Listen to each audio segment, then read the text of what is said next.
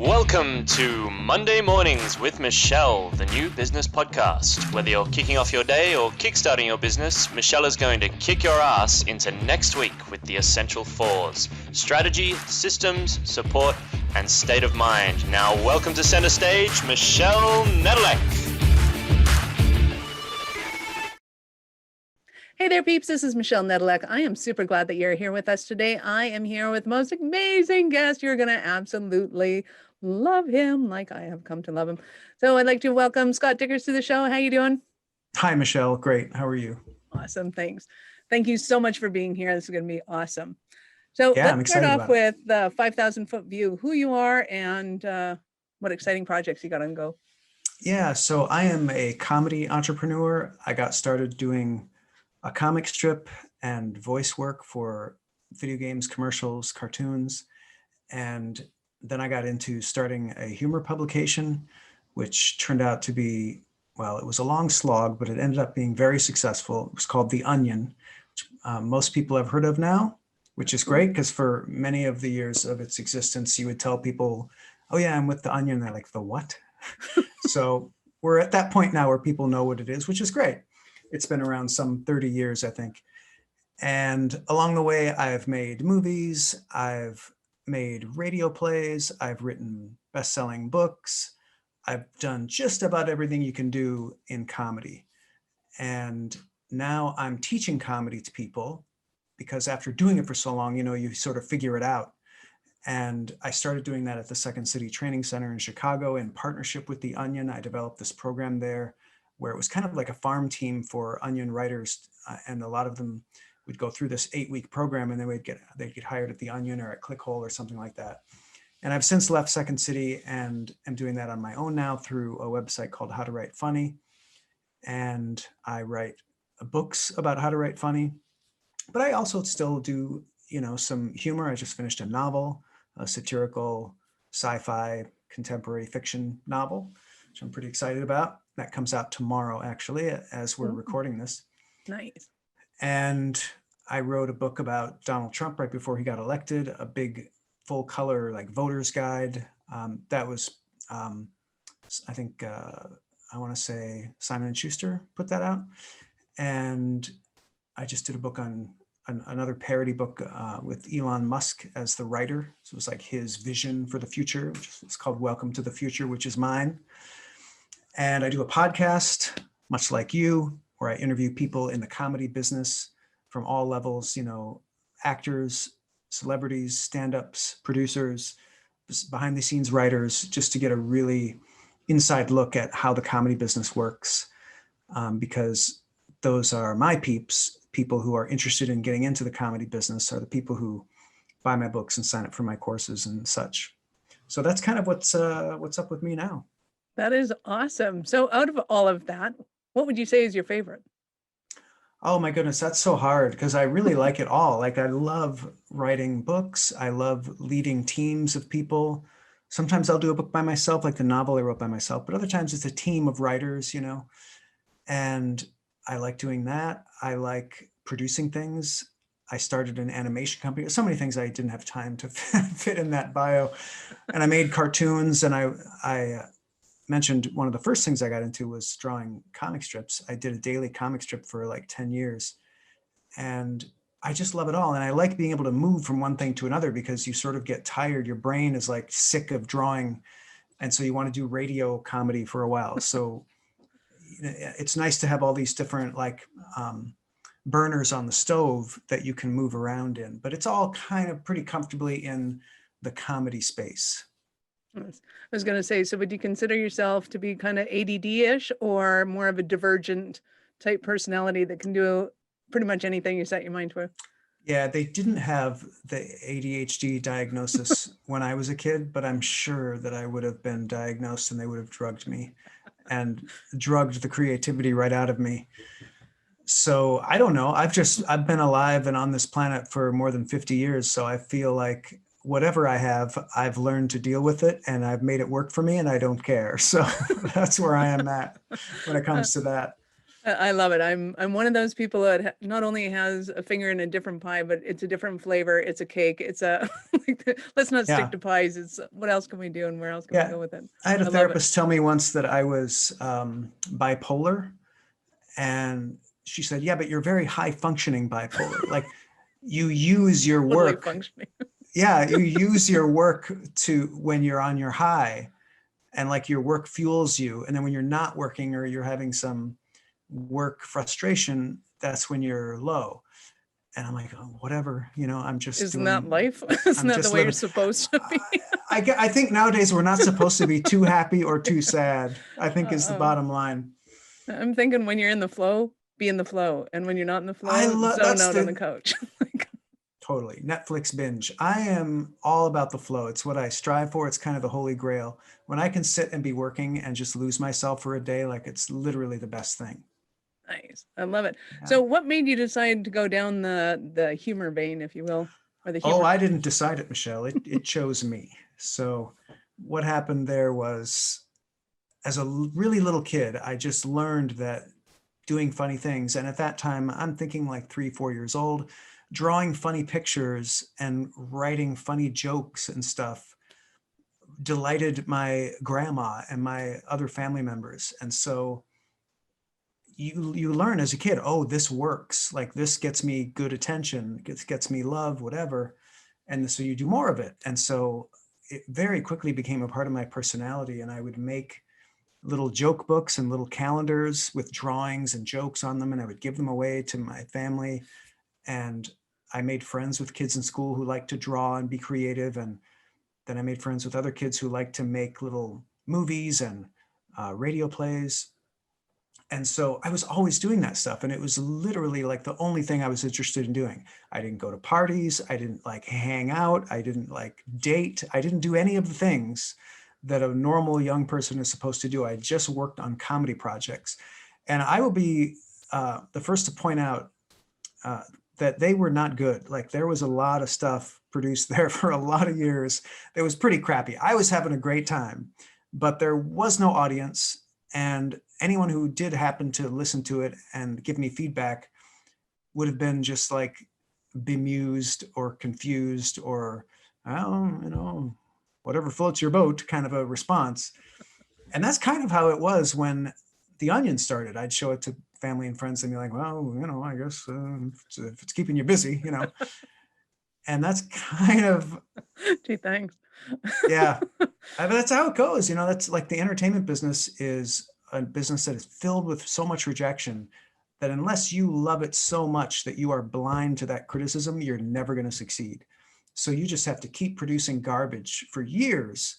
And in so doing, practicing and learning to get better at it, getting feedback from audiences and incorporating what you've learned into your next project and hopefully getting better and better and better. And I somehow knew that instinctively because when I first broke in with my comic strip, that's how I did it. I came up with a comic strip idea and I sent it away to newspaper syndicates and I got a rejection letter back. And so I didn't get depressed. I didn't get like, oh, I guess I can't do this. No, I really wanted to do this. And I knew I was going to do it eventually. They just didn't know that yet. So I just came up with a different idea and I sent that in. And I just kept doing this. And eventually I came up with a comic strip that a newspaper liked. And it was a small college newspaper. I'd lowered my sights considerably, but I got in, and they started paying me. And that's what led to my success. I was able to build a big audience with that comic strip. I was able to self-syndicate it to other newspapers and put out books and t-shirts and made a full-time living as a cartoonist. And then that's what led to The Onion. I was kind of this, king of campus comedy in Madison, Wisconsin. So when these two business guys had this great idea to start this humor magazine there, they came to me and wanted me involved. So I jumped right in because it's, again, just more comedy projects, all I was interested in. And that's awesome. yeah, Wouldn't that's sort of you how say that though happens. that's just the recipe for entrepreneurship is Yeah. you go and do what you love to do, whether or not anybody's following you or not, you're just playing your drum as loud as you can and having fun with it. Yeah, I think it is important to, at some point, know that whatever you're doing, it's connecting with people. So I knew that instinctively in the beginning, that comedy was one of those things where it wasn't art. Like you couldn't just do whatever, because then nobody would like it. It had to be something that people would respond to and laugh at or whatever. So I was always trying. It's just at that time, when you're young and you don't have any, I had no internet, like there was no way to distribute your work. There was absolutely no way to do that. All you could do is play it for friends, and when I was in high school, I was able to submit a short film I made to a film festival, and it got seen there and it won an award, which was very exciting to me. But that was it. Like you couldn't go online, you couldn't do anything Oh to yeah, get your it's so stuff much out easier there. now. So you're doing your best to get feedback. But that's critical, to get the feedback and then incorporate it in what you do. So I worked with what I had. I think if I had had the internet then, I would have been much quicker, because the feedback comes faster and more furiously and more brutally honest online. And that's so valuable. Like that's just critically valuable. But yeah, Nice. I wrote this book called Outrageous Marketing: The Story of the Onion and How to Build a Powerful Brand with No Marketing Budget. And I looked at other companies that have been wild successes in a number of various fields that are very diverse, like medical, transportation, food service, like you name it. Wow. And they all had this commonality, that they were all started by an obsessive, single-minded entrepreneur who had this vision for doing something a particular way. And there was a lot of them had no success for a long time, but they were dogged. They knew what they were doing was of quality, and they kept doing it. And it's a very consistent pattern. And I saw that that's exactly what I had done at The Onion. It was really no different. So yeah, I agree. As long as what you're doing is getting traction, like if you want to become the next great creator of black light posters of dolphins, you're never going to make money at that. Like there's no way you're ever going to succeed at that. But if you have something that gets some traction, that has some kind of an audience, yeah, I do think that's the recipe, is to just doggedly pursue it with a blinding passion. And that way, even if you fail, like quote unquote fail, you're still having fun. You're doing what you love. So what's the problem? Like if I had never succeeded financially at doing comedy, I would still be doing it for fun because I love it so much. I would have just had some day job that made me miserable on the side. That's what would have happened. That way you have something to write about, because of course that pokes the pain, and that's funny too. But Yep. so what about you, because you brought up a topic and I think it's hugely important, is a lot of people kind of, excuse the biblical expression, but put their pearls in front of the pigs. And it's like, how do you find the audience that actually finds you funny? Like, because you can put out a lot of comic out there and people kind of go, yeah, that wasn't funny. You put it in front of the right person and they're splitting their guts laughing. How do you find that audience that Yeah. jives No, with what you're putting out there? it used to be really hard, but it's so much easier now with the internet. And I've made it even easier because I started a Facebook group called How to Write Funny, where you just have to answer a secret question to join, just to prove that you know something about writing comedy. And then you put your jokes out there and you see what people think of them. And you have a pool of hundreds of people who are going to tell you what they think of your work. And so that's so valuable. Like imagine having something like that when you're starting out. Like it's so critical. There's really no other way and there's other Facebook groups that do this. I made mine a little different in that I saw some of the other like comedy writing Facebook groups were all kind of old fashioned in that they were very kind, and their criticism was all sort of like improv. It's almost like yes anding or whatever. But I wanted just brutally honest feedback. Like this is good. This is not good. Do more like this, do less like that. Like some, really basic constructive feedback that you can really work with. And that's what we foster there. And it's really handy. I use it. Like when I write something, I put it up there and I get feedback, and it's critical. I love it. I love it. So I do have a twisted sense of humor. So every time you say that, I keep hearing how to write funny as opposed to how to write funny. So I'm How to just going write. to over articulate that for our audience and anybody that has my Yeah. sense of humor, because I know you're out there. So who would you say that your ideal client is? Who do you love to serve and support? That's a good question. I didn't have one in mind when I started. I just figured anybody who's interested in learning how to write comedy, I will serve that audience. And it turns out there is kind of like a customer avatar. There's a certain type that is the majority of my audience. It's males in their early 20s who are frustrated because they really think they should be making a living in comedy, but they are not. So having said that, there are plenty of women, there are plenty of, and they're white. That's another thing, there a lot of them are white, but there are plenty of minorities. There are plenty of people from other countries. There are plenty of women. There are plenty of older people. But that's, if I had to pick an avatar, that's probably like 50, 60% Mhm. of my audience. That they find And you. they find me. Yeah, that they're just finding me. Nice. And I would love to diversify your audience because I think your work is fantastic. I am Thank a you. student of the class. I am in the Facebook group. Awesome feedback and Wonderful. they're active. They're people are participating and yeah, it's Yeah. an awesome group to be a part of. Yeah, they're helpful, but they're also not going to be sugarcoating anything. Exactly. Yeah. But I think it's hugely important because you got to know, like, is this just funny to me inside my head, or like when it comes out, does it still work the same way? And more Yeah. often than not, No, probably not.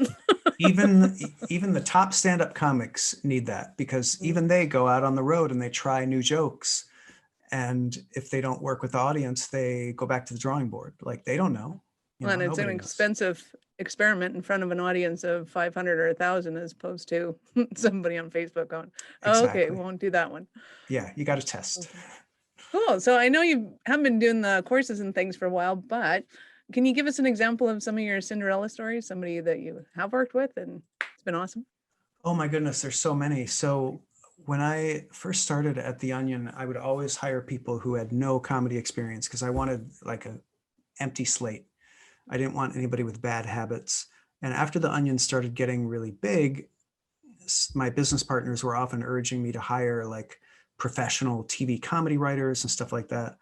And I would always resist that because it was very important to me to hire people who knew nothing and who just had eagerness and a brain that I thought was like conducive to comedy. So I hired a guy to be our assistant editor. Suddenly left one day. This is after The Onion was pretty well established, and we needed to fill that position really quickly. And I just put up a job posting, and this guy, there were many people who applied, obviously, and this one guy, he worked at a flower shop, and he sent in this submission. And basically what I did was I gave him a bad Onion story. I gave him a first draft of an Onion story, and the assignment was edit it, make it funny. And so his edit was pretty good. Like he sent back track changes, and turns out he had done a little bit of improv, and he had done some writing for news on the radio.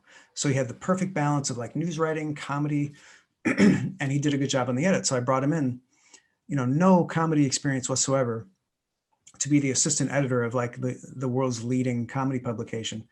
And I did that sort of thing a lot, and he succeeded wildly. His name is Joe Randazzo, and he turned out he was a great leader. So pretty soon he was promoted to editor. And after I left, he became editor-in-chief. And he went on to write a book about how to break into the comedy business. And he's written for TV.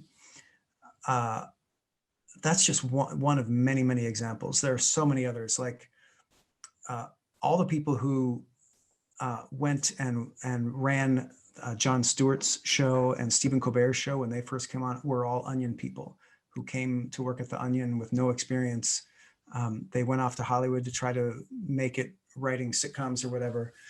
And because of their news comedy background at the Onion, they got plugged into that sort of Daily Show world. And they've won so many Emmys. It's crazy. Nice. That's awesome. And it totally makes sense. It's a perfect fit to comedic news. Yeah, the Colbert Show especially, because it's almost exactly what The Onion is. It's like a fake voice for news. Jon Stewart's a little different in that he sort of hammed it up and would smirk at the audience, which The Onion would never do. The Onion always played it straight, which is what Stephen Colbert did. So in many ways, the Colbert Show was a more an even more oniony show than the Daily Show. That's awesome.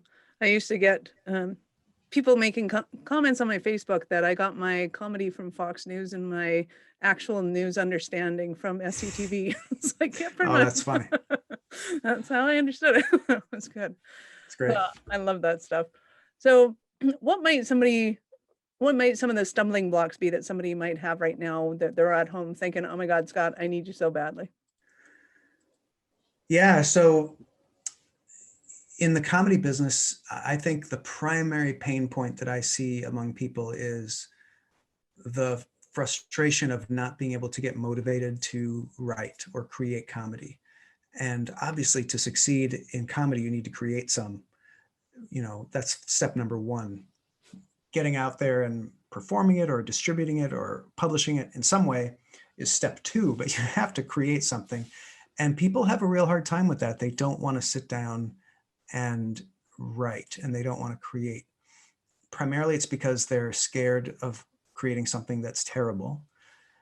And, I can just tell you right now, the solution to that is quite simple. Number one, you have to embrace the fact that it will be terrible and just accept that and do it anyway because you love it. Just do it and keep doing it.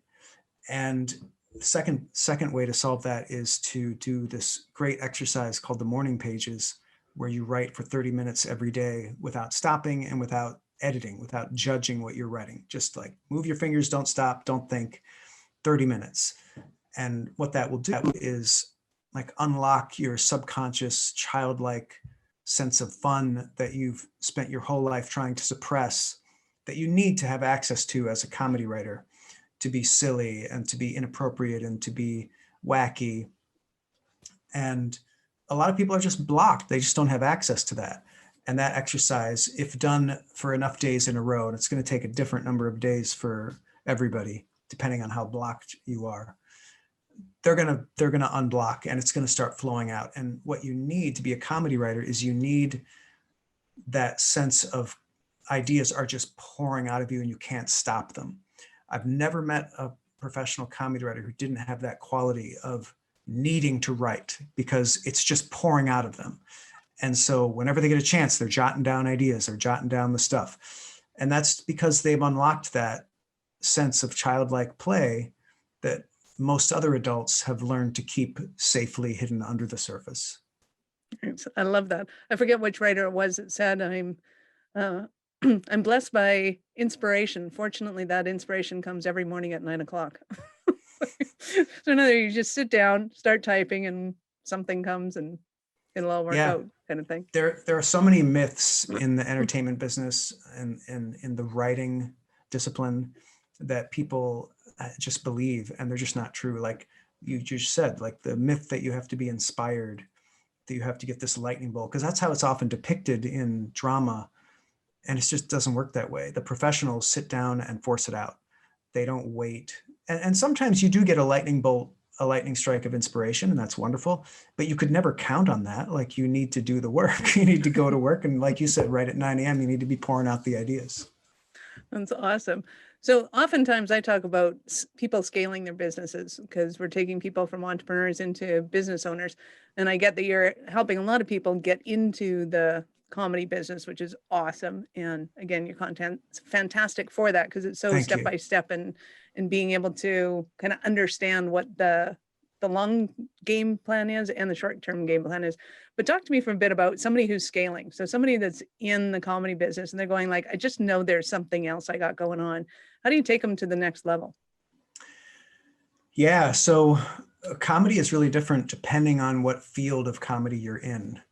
So there are ways to scale depending on whether you're doing, a web comic or a blog or your own publication or stand-up or whatever.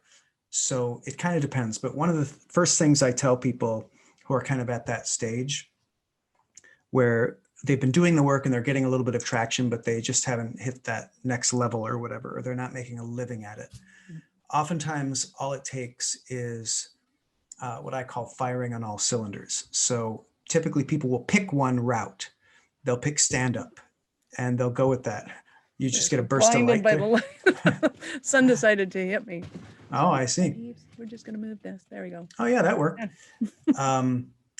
So remind me where People I was. scaling So, when they get to that point, but they're just not got it. making it where they want to be. They're not making a living. And what they do is they tend to hyper focus on the field that they've selected as opposed to going broad.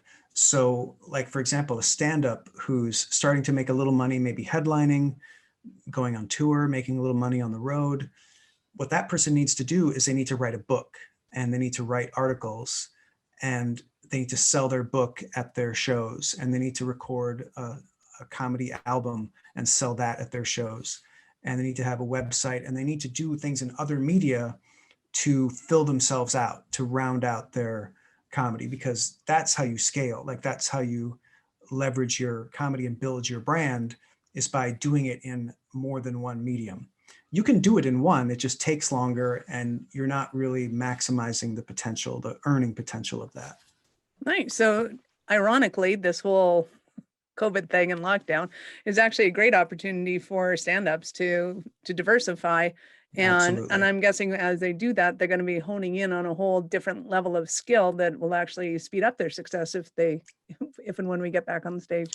Yeah, I hope that many of them are doing that, because a lot of times, stand-ups will get hired to write on a late night talk show, or they'll get hired on a sitcom or whatever. And if they've never written before, they're going to find that really hard, and they're not really going to be considered for those jobs. But if they've written a few articles, if they've written a few sketches that have been produced, like, the fact that they do stand-up also just makes them look like a much more well-rounded comedy professional that can be trusted by a show that might hire somebody. And getting a job on a show is a great stepping stone to furthering your own career if you just want to succeed, as a stand-up, or in some other field as an author or whatever. It increases your platform tremendously. Nice. I love that.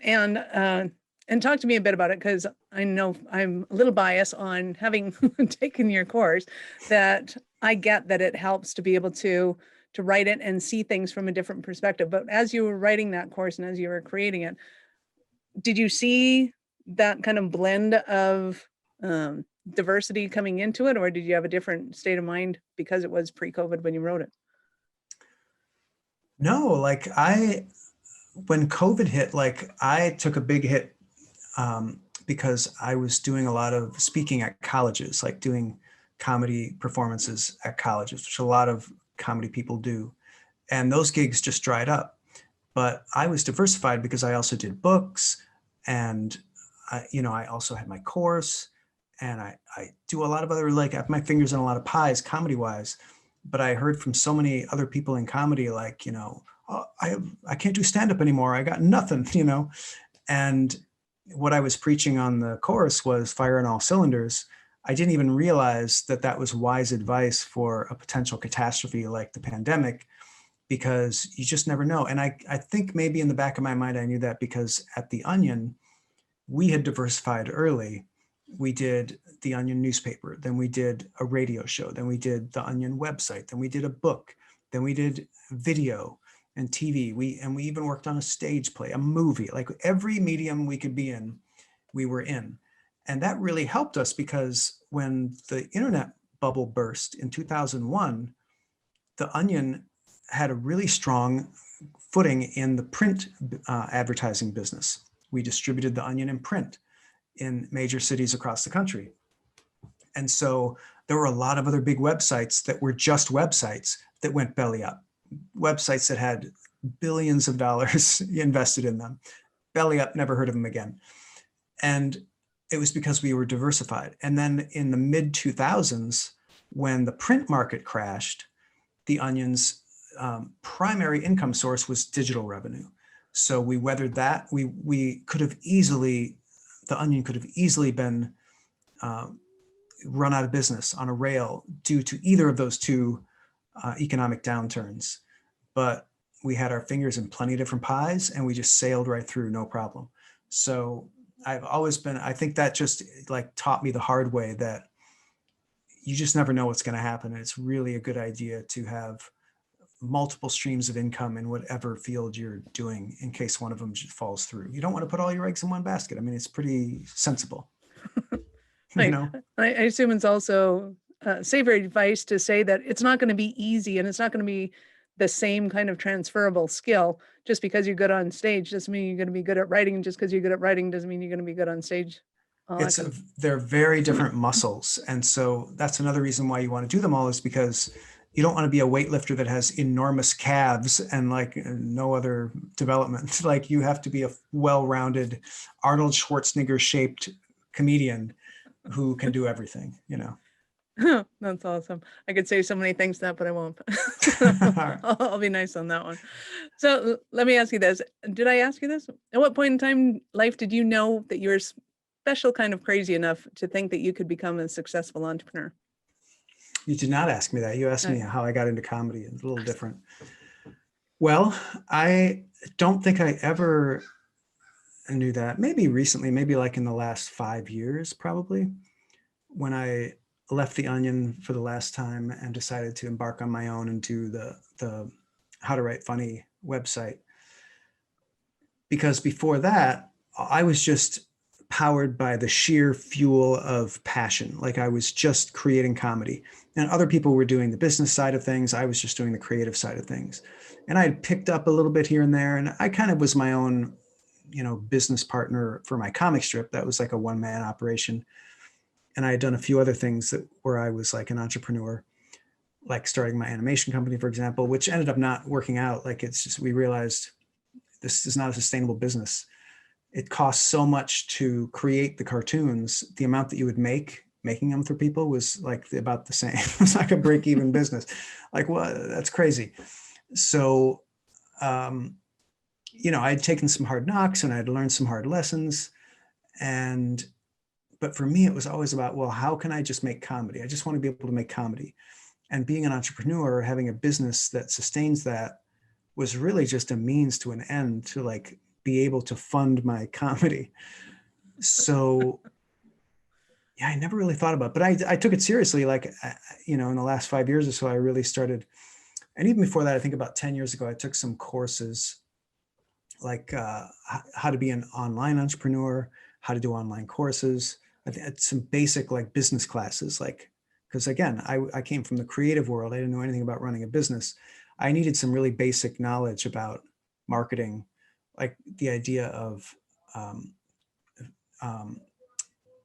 writing to market, you know, producing work that people actually want. Like that was a revelation to me. The idea of bootstrapping, that was a revelation to me. And I preach that all the time now. Like people want to start a business and they want to invest a lot of money in it. And that's just so foolish. Like start it with what you have, steal pens from your day job office. And once you have some traction, once you see that what you're doing is actually making a little money, then maybe invest a little money in it. But you know, that's another myth. I think we all have this vision of like the people on Shark Tank who go and get, you know, an angel investor to invest $200,000 in their business. That's a recipe for disaster because most businesses fail. Like 90% of all new businesses fail. Don't bet on that. Those are not good odds to bet on. Exactly. So and the sharks will only invest in you if you've proven that you can run your own business anyways. Right. If you've proven it, then go run it. Exactly. Bootstrapping is the only way to go. I love that. That is awesome. So again, if people want to get a hold of your book, how do they buy your book? They can buy How to Write Funny on Amazon. It's exclusively on Amazon. Awesome. And if they're not ready to make that kind of a leap, there's free ebooks on the How to Write Funny website just to get people started in comedy, thinking about like what's square one, you know, how do you even start thinking about this? Some really basic ebooks there and a joke writing cheat sheet that people can use. And a lot of other interesting, like I said, the podcast is there and some blog articles about comedy writing if anybody's interested in that. And my new book, my novel is called The Joke at the End of the World, and that is on Amazon as well. Nice. I love that. And I mean, I, again, have a twisted sense of humor in that I think everybody should be studying how to write funny because I think right now it's more important than ever that we bring comedy to everything that we do. I don't care if you run a telephone company. I don't care if you run an oil and gas company. I don't care if you run a Kleenex company. I think if you can bring humor into an IPO, if you can bring humor into like your everyday conversation that you're having with your staff, your employees, your everything, that it becomes like the world is just going to become a better place. We got to quit buying into this crap and just start understanding how we can bring funny out to the best of our abilities in everything that we do. Yeah, I couldn't agree with you more. And you hit on a real, like, keen philosophical point about comedy that I think is really worth passing on. And that is that humor and having a sense of humor, being able to laugh at things, is one of the few things that distinguishes us from the lower animals. There are some arguments that chimps laugh or dolphins laugh or whatever, but when humans are scared and they're under stress, they don't laugh. They're not laughing. They're more in their lizard brain. And that's very unhealthy for us. And that leads to a lot of strife. And there's a lot of strife in the world right now. There's a lot of division in America, for example. A sense of humor is something that we've lost. Like, people are offended by jokes and they take them too seriously. And there are certain people who can't laugh, who don't laugh, because everything is very serious and everything is an outrage. And we need to lighten up. Like, it's very important. It's literally what makes us human. Nice. I absolutely love that. I took a course once and they were talking about what your kind of spirituality is. And I said, I don't know, I don't have any, but my church is humor. And it's like, that's where I go for my divinity, is when I can laugh, I know I'm with my peeps. The whole illusion of my life sucks just breaks apart. And it's like, oh my God, I love my life. This is awesome. That's lovely. That to me is, it's everything. I even have in my schedule, study humor. It's just like, that's great. It helps me to focus on, hey, just got to take a break and go and find a comic that I can listen to. And my goal is to be able to, so I don't know if you know what I do, but I teach people on marketing, and we sell the IT behind marketing, which of course is very boring and very stoic and very not interesting to anybody that's not an analytical thinker, right? So to be able to bring humor into the stage and have fun with it and just get people to lighten up about something that is horrendous and nasty in their business, let alone horrendous and nasty in life, I think it's paramount. Yeah, absolutely. I think that's great. I hope everybody signs up for your stuff. Be a humor ambassador. There you go. Love that. Awesome. So peeps, go to howtowritefunny.com, and the joke at the end of the end of the world, sorry. Okay. I should know that. So I will write it down. So if you're driving right now, go to awarenessstrategies.com and /news, and we will make sure, just type in comedy or how to write funny or Scott, and you will find all of his information there as well. So any parting words for our peeps today? Go out there and have a good laugh. Nice. Love it. Excellent. So this is Michelle Nedelec. Thank you for being with us here today. If you know anyone who would make a great guest for the show, or have a question or topic that you'd like me to discuss, please reach out to me at michelle@awarenessstrategies.com, or connect with me on LinkedIn or Facebook. I'd love to hear from you. Thank you for listening to our show. I am all about being a resource center for entrepreneurs to give them the information and the support they need to make it in business.